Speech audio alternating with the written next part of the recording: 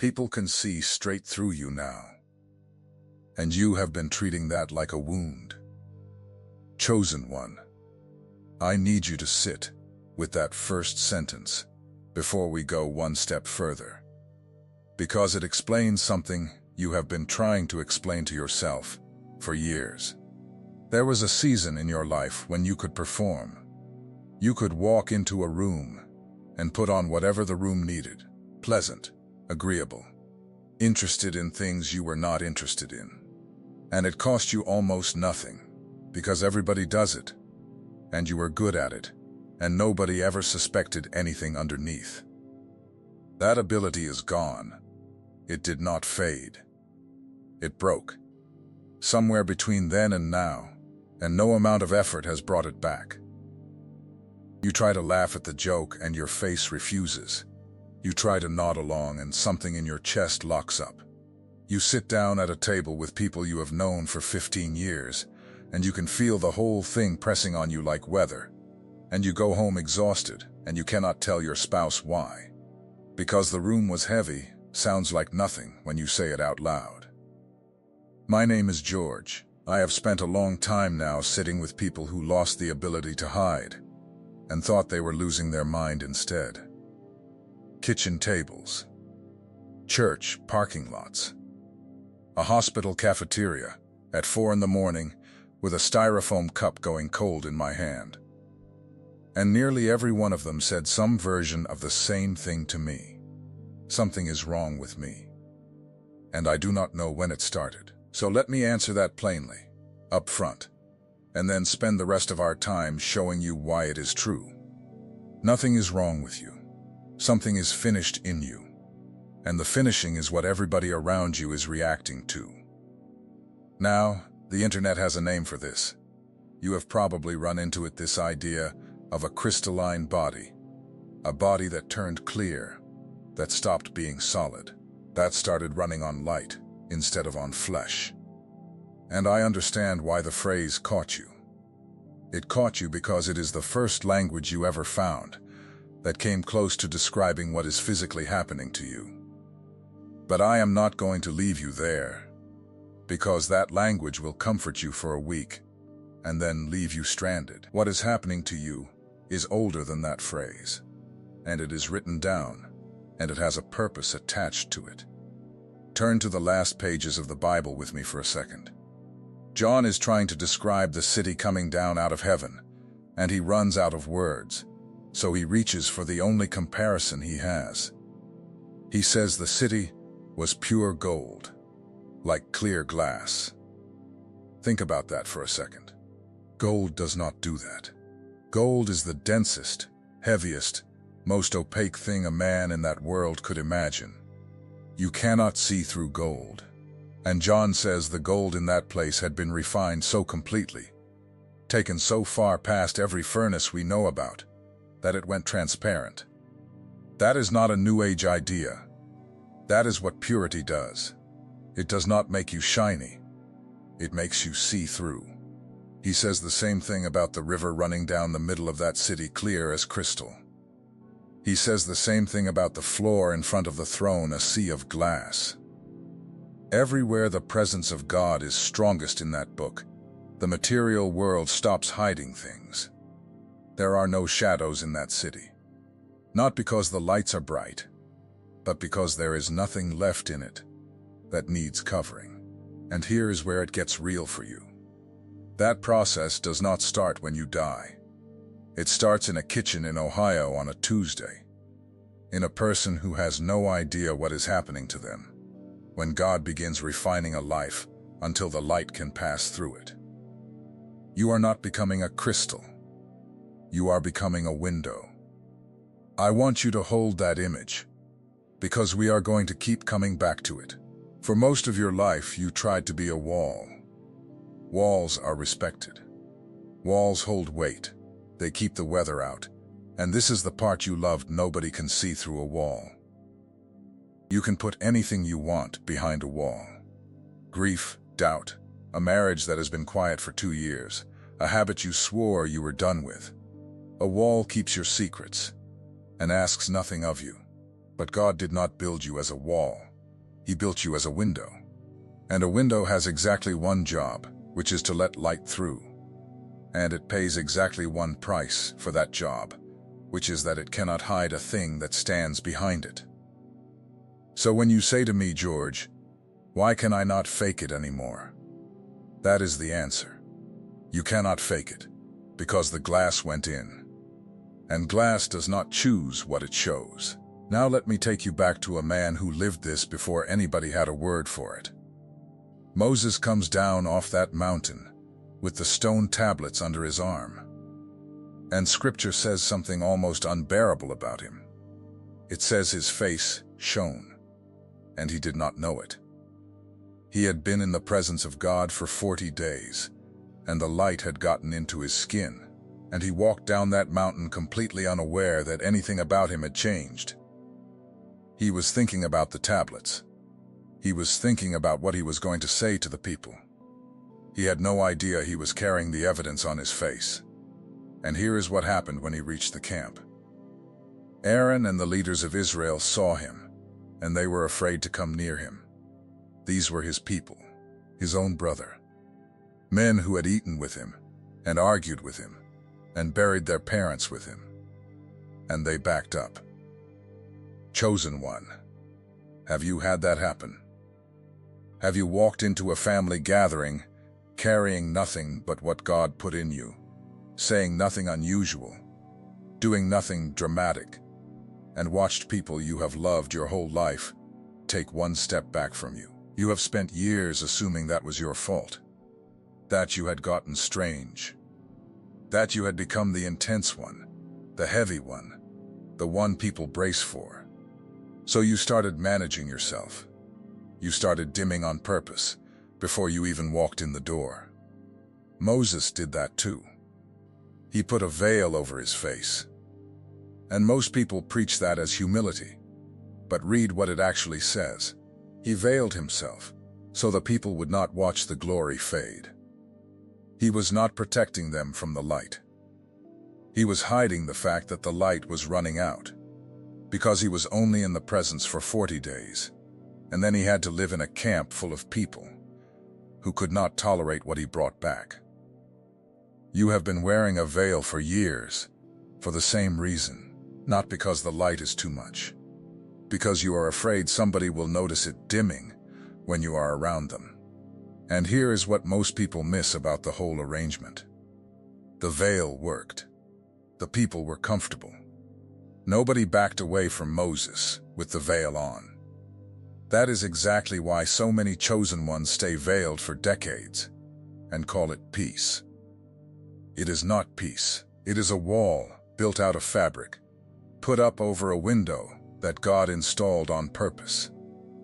Let me get very practical with you now, because I do not want this to float above your actual life. You are the person who cannot sit through a certain kind of conversation anymore. Somebody starts tearing another person apart at the lunch table, and where you used to be able to stay neutral, now your whole body reacts. Your stomach turns. You get up. You go do something in another room, and later you feel foolish about it, because nobody else seemed bothered. You are the person who cries at things that do not warrant crying. A hymn you have heard 400 times. A stranger being kind to a cashier. The last 2 minutes of a phone call with your mother, and you apologize for it every single time. You are the person who walks into a house and knows in about 9 seconds that something happened in that house before you got there. Nobody told you. Nobody had to. You are the person who can no longer stay in a job that requires you to say things you do not believe. You used to be able to. That is what disturbs you most. You know you used to be able to, and you cannot locate the day it stopped being possible. I knew a woman who worked the front desk at a dental office for 22 years. Good at it. Warm with everybody. And somewhere around her 50th birthday, she started having to go sit in her car on her lunch break every single day with the engine off, because she could not be inside that building for one more hour of small talk about nothing. She thought she was burning out. Her husband thought she was depressed. Her doctor asked her about her sleep. What was actually happening is that she had spent 2 decades being pleasant over a counter, and the capacity to do it without meaning it had been taken away from her. Not reduced. Taken. She could still be kind. She was kinder that year than she had ever been in her life, but she could no longer be pleasant on top of nothing. And nobody in her life had any category for that, so they handed her the only word they had, which was tired. She was not tired. She was clear. None of that is instability. Every one of those is the same event described 5 different ways. Your body stopped cooperating with the lie. That is what the glass does. That is what it costs. And I am not going to tell you it is comfortable, because it is not. And you would know I was lying anyway. Now, how does a person get like this? Nobody wakes up transparent. And this is where I have to tell you something you already suspect, but have never wanted stated so plainly. It is the fire that does it. 3 young men in Babylon get thrown into a furnace heated 7 times hotter than normal. You know that story. But I want you to notice the detail everyone rushes past. The fire killed the men who threw them in. It burned the ropes off their wrists. And when they came out, the officials crowded around them and examined them, their hair, their clothes and scripture records, that not even the smell of smoke was on them. The fire took the ropes and left the men. That is the entire pattern of your life, in one sentence. And you have been misreading it for years. You have been through a furnace. Maybe more than one. A marriage that ended, or did not end but should have been easier. A child who stopped calling. A church that hurt you in a way you have never fully said out loud. A stretch of years where you prayed into what felt like an empty ceiling. And you have interpreted all of it as damage. As proof that God was distant, or that you failed some test. But look at your own hands. The ropes are gone. The things that used to tie you, the need to be liked, the need to be explained, the ability to sit comfortably in a room where something false is being said, those are the things that burned. You came out with less on you than you went in with. And the density you lost is the exact reason light passes through you now. Job understood this while he was still sitting in the ashes, with nothing left. He said, "When he has tried me, I shall come forth as gold." He did not say he would come forth vindicated. He did not say he would come forth with an explanation. Gold. The thing that gets refined until it is transparent. And I want to say something to those of you who are in the furnace right now, tonight, while you are listening to this, not remembering it. In it, there was a 4th figure in that fire with those men. The king counted 3 going in and saw 4 walking around. Whatever you are in the middle of right now, you are not in it alone, and the fact that you cannot feel the 4th one does not delete him. Moses could not feel his face shining either. Now I want to give you 2 moments where somebody found out they had been seen all along, because I think this is the part you need most. There is a man named Nathanael, and he is a skeptic. He is the one who says the sarcastic line, "Can anything good come out of Nazareth?" A friend drags him along anyway, and before he gets close enough to say a word, Jesus looks at him and says, "Here is a man with nothing false in him." And Nathanael stops. He says, "How do you know me?" And the answer he gets is this: "Before your friend ever called you, when you were under the fig tree, I saw you." We do not know what happened under that fig tree. Scripture will not tell us, and I have come to believe it withholds it on purpose. What we know is that it was private. It was alone. And it was enough that when Jesus named it, the sarcasm fell off that man like a coat hitting the floor. You have a fig tree, a place where something happened that nobody witnessed. Maybe you prayed there. Maybe you fell apart there. Maybe you made a promise to God at 17 that you have never told another living person about. And you have spent your whole life half believing it did not count. Because there were no witnesses. It was witnessed. That is what I want you to take from this. The transparency you feel now is not new. It is only new to you. You have been visible the entire time. And there is Zacchaeus, up in a tree. A small man who climbed because he could not see over the crowd.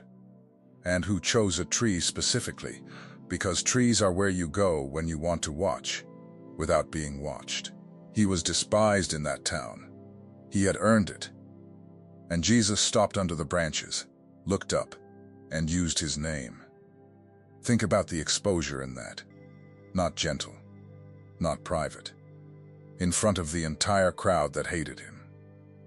The man was seen at the exact moment he was trying hardest not to be, and being seen is what saved him. That is the piece that terrifies you about becoming a window. You believe that if people see all the way through, what they will find is the worst of you. But go read what happened at that tree.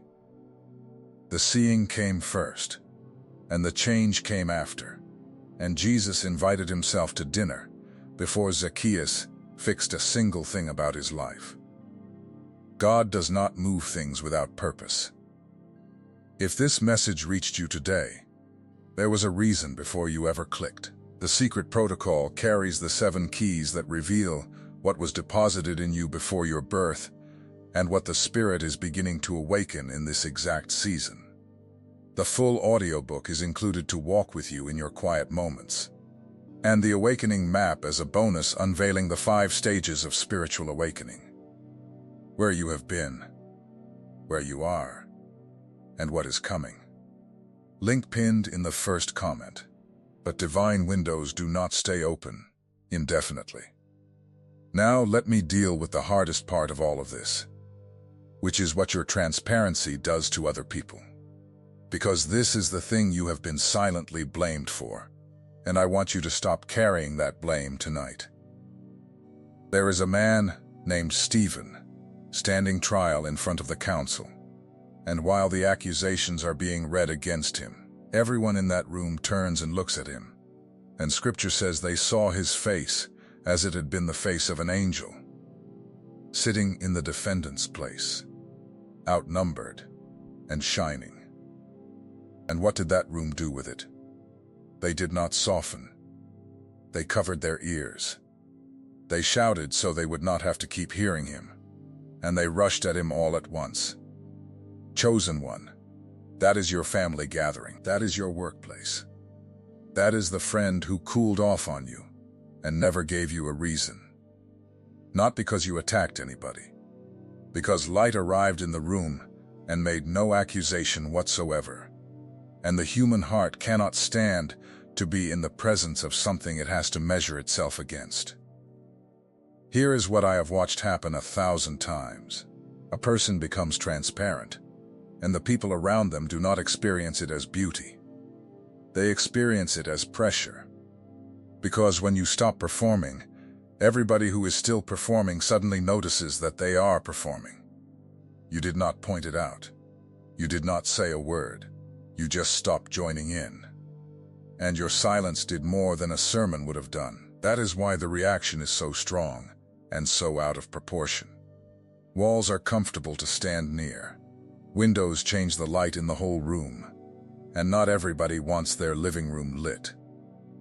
And I want you to notice something merciful hidden in that trial. Stephen was not asked to argue better. He was not asked to win the room. The record does not say he raised his voice or sharpened his case. It says his face was shining while men decided what to do about him. And the shining was not a strategy. He had no control over it, any more than Moses did coming off that mountain. He was simply full, in a room of empty men. And fullness is loud, even when it says nothing. Some of you have been rehearsing arguments in the shower for years, sentences you will finally say to your brother, to your mother, to the person at church who cooled on you. Put them down.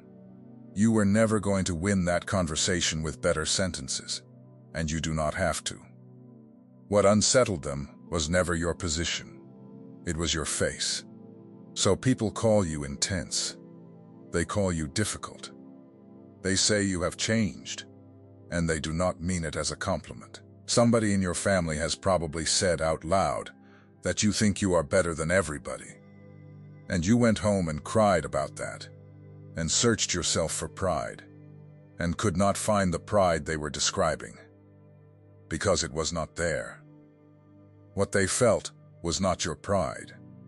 It was their own reflection, and you happened to be the clear surface it landed on. You have to stop apologizing for the light passing through you, not by being arrogant about it, by simply stopping the apology. And there are a few things I want to hand you before we finish, because a window still requires care. First, do not seal the glass. There will be a strong temptation, especially after a rejection lands, especially after somebody you loved pulled away to go back and try to be a wall again. Some of you have already tried. You went quiet for 6 months.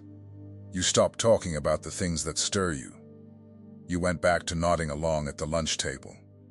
And you will notice it does not work anymore. It only makes you sick.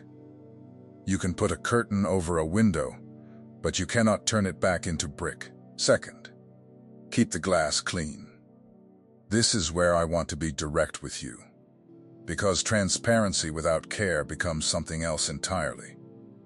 A window that nobody washes still lets in light, but everything that comes through it looks dirty. The prayer life matters. The thing you keep going back to in secret matters not because it disqualifies you, but because it smears the glass. And the people God sends to look through, you deserve a clear view. Wash it regularly, without shame. Third, understand who the window is actually for. A window is never built for the wall it sits in. It is built for whoever is on the other side. And this is what will reframe your entire loneliness, if you let it.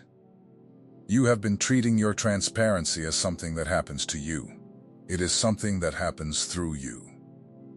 Somewhere there is a person who is going to sit across from you at a table and say something to you that they have never said to a living soul, not because you asked well, but because they could see through you. And people confess to windows. That has already happened to you, by the way. More than once, you have had people tell you things they had no business telling a person they barely knew, and you walked away wondering why strangers do that to you. Now you know why. And I want to leave you with one more thing about the mountain, because Moses is not the end of that story.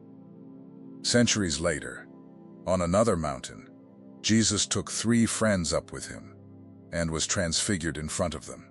And the account says, his clothing became white, as light, not white like cloth, white like light itself, which is a way of saying the fabric stopped being fabric and started being a way for glory to get out. And Moses was standing right there, on that mountain, unveiled at last. The man who had to cover his face in the camp got to stand in the open in the presence of the source, with nothing over him, because there was nothing left to fade.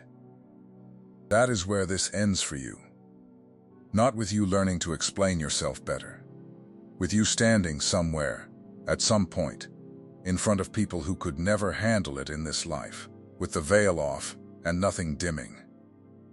Before you go, I want you to do something specific for me down in the comments, and I want a real answer, not a general one. Tell me the sentence. There is a sentence somebody said to you when they could not handle what they saw in you: a spouse, a parent, a friend from church, a boss. The words they used. You still have them memorized, and you have probably never repeated them to anybody. Write that sentence, and write how old you were when it was said. I read these. And more than that, somebody scrolling through tonight is going to find their own sentence in yours, and realize for the first time that they are not the only one who was ever backed away from. And remember, everything I spoke about goes deeper inside the secret protocol, pinned in the first comment. The 7 keys, the audiobook, and the awakening map are there, waiting for you whenever you're ready to take the next step. One last picture before I let you go. Drive out into the country at night, far past the last streetlight, where the fields go black on both sides of the road. There is no way to tell a house from a barn, from a stand of trees out there. Everything is the same shape in the dark, and then you come around a bend, and half a mile off, there is one lit window. You can see everything in it. The kitchen, somebody moving, a shape at a table. That house has no privacy at all in that moment, and that is exactly why it is the only thing for miles that tells a traveler where the people are. Every wall on that property is doing its job perfectly, and not one of them can be seen. You have been grieving the loss of your walls. Somebody out there tonight is driving in the dark, looking for a light on in a window, and they are not going to be able to find you if you cover it. Nobody ever got warm from a wall.